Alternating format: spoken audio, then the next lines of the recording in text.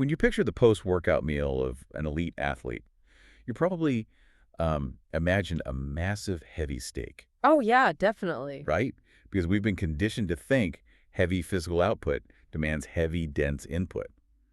But looking at the cutting edge of athletic performance, that traditional steak is starting to look less like premium fuel and, well, a lot more like an anchor. So welcome to a practical implementation of plant-based nutrition for athletes. Yeah, and we are pulling together clinical sports, nutrition insights, ancient yogic diet texts, and even day in the life athlete vlogs. We really want to uncover how you can actually fuel peak physical performance and recovery using plants. So let's get right into the biological engine here, like why actively choose plants? Well, the shift makes perfect sense once you look at how working muscles actually function. I mean, they run on glycogen. Carbohydrates. Exactly. And plants just happen to be the ultimate delivery system for that fuel. But, clinical dietitians like Dr. Guest emphasize that plants bring a lot more to the table than just basic carbs. They bring this huge payload of powerful antioxidants and natural nitrates. You find those in foods like beets and arugula. And those natural nitrates are super fascinating because of how they function as vasodilators. Oh, for sure. It's like, you know, think of your blood vessels as a two-lane road trying to deliver oxygen to your muscles during a really heavy workout. A traffic jam is just inevitable. But dietary nitrates eventually widen that road into a five-lane highway. So your body transports way more oxygen and nutrients with significantly less effort. Which perfectly explains why Olympic cyclist Dotsie Bausch jokingly refers to eating plants as legal blood doping. Legal blood doping, wow. Yeah, it's crazy. And the physical results of widening that highway are just massive. After switching to a plant-based diet, she actually took her inverted leg sled from pushing 300 pounds to 585 pounds. Wait, really? Almost 600 pounds. Yes, and for 60 reps too. She achieved a lot of that sustained power by relying heavily on lentil beans, actually. Lentils provide this really dense stream of energy without triggering an insulin spike, so it completely eliminates that shaky spike and crash feeling. I do have to push back on this a little bit, though, because if clean plant carbs like lentils are the real fuel, why is locker room culture still so stubbornly obsessed with chugging a massive protein shake the exact second a workout ends? That is such a common trap. That obsession basically confuses the building block with the fuel. Like, protein repairs the muscle, yes, but if you don't immediately replace the glycogen you just burned, your body stays in a state of stress and premature fatigue. Ah, I see. Yeah, so the clinical consensus is to get carbs in within 30 minutes post-workout. Then you save the heavy protein meal for maybe 60 to 90 minutes later. But if timing is restricted to a strict 30-minute window, how do athletes practically achieve that?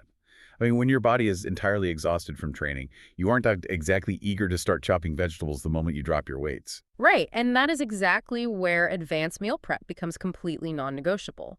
If you look at the daily vlogs of CrossFitters and yoga teachers, their success completely hinges on having the food ready before the workout even begins. So what are they making?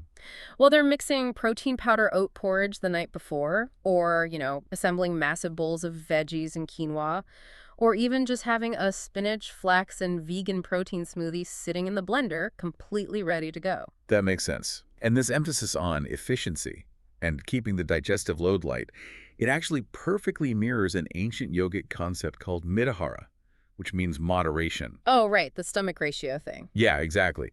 The yogi texts outline this very specific ratio. You fill your stomach one half with solid food, one quarter with water, and then you leave one quarter completely empty for air to basically prevent sluggishness.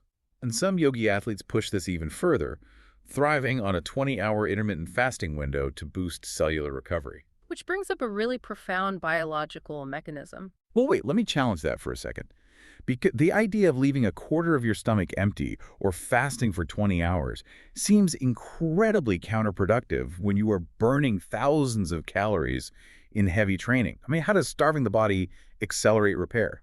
I know it sounds backward, but digestion is incredibly taxing. It demands massive amounts of blood and energy just to break food down.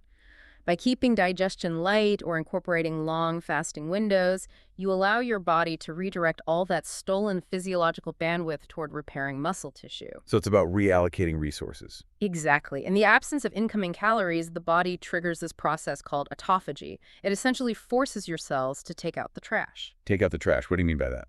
Well, autophagy is a mechanism where the body, lacking external calories, begins consuming its own damaged cellular waste for energy.